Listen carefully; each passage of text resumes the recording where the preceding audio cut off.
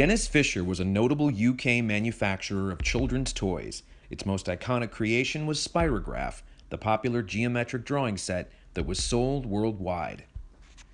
The company was purchased by Palitoy in the early 1970s and, like its parent, began to dabble in action figure lines, importing such brands as the $6 Million Man, Cyborg based on the Japanese Henshin Cyborg toys, and Stretch Armstrong. However, their most memorable line happened in 1977 when they decided to license the long-running BBC series Doctor Who for the first offering of action figures the show would see. Perhaps thanks to the connection to Palitoy, Dennis Fisher tapped the world's greatest toy company to develop the line based on their success with properties like Star Trek and Planet of the Apes. Mego and Dennis Fisher chose to use the 10-inch body style they were also utilizing that year for their Flash Gordon and abruptly canceled Logan's Run line of figures. Wave 1 of Doctor Who debuted in 1978 and features 5 characters and 1 playset. They are Doctor Who, Intrepid Explorer of the Galaxy. The Doctor is based on Tom Baker, the 4th actor to take the role.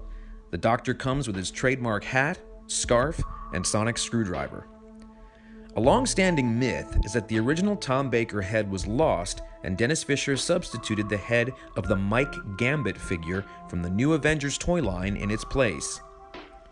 There are many reasons why this is false, the major one being that rival toy makers Fun World, not Mego, developed the New Avengers line for Dennis Fisher.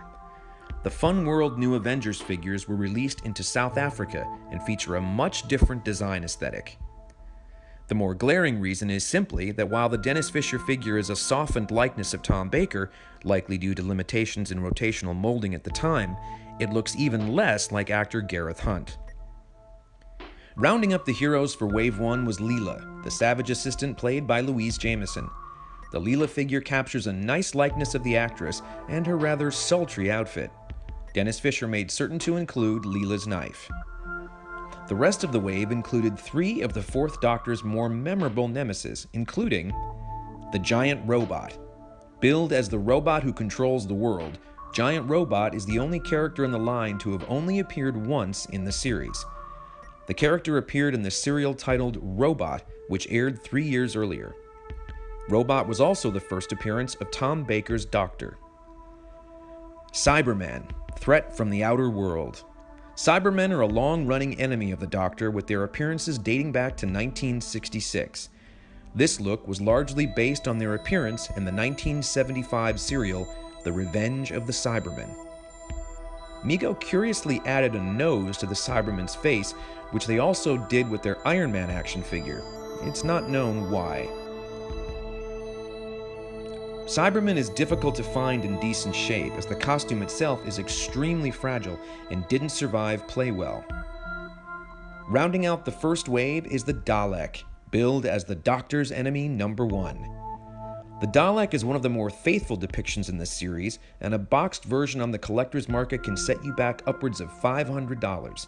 It is easily the most desired figure in the line. The Doctor's TARDIS served as the playset for the series. Here, Mego utilized the same mechanism from the Star Trek Enterprise playset. You place a figure in the TARDIS, and they appear to disappear. Dennis Fisher heavily promoted the Doctor Who line in print and on television. It returned in 1979 with 1 additional character. K9, the Doctor's best friend, had been added to the series in the middle of the 15th season, and the robot dog was an instant hit with children.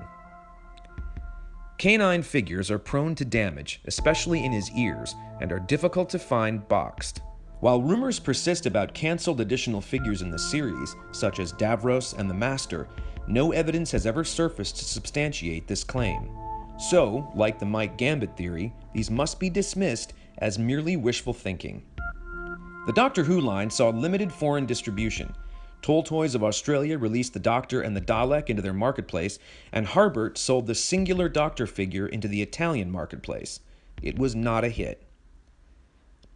On the secondary market, the series is tough to find in mint in-box condition for a reasonable price.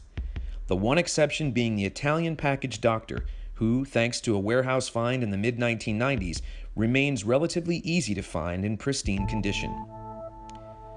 In 2011, toymaker Biff Bang Pow retained the classic Doctor Who license and produced a series of retro figures in the Mego style.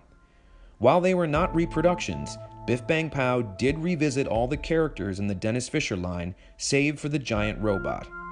An exclusive series of figures packaged using the Dennis Fisher artwork was planned, but sadly not released. For more information on Mego, Dennis Fisher, and the Doctor Who series, please visit us at megomuseum.com and at Mego Museum on Twitter. Thank you for watching, and oh, would you like a jelly baby?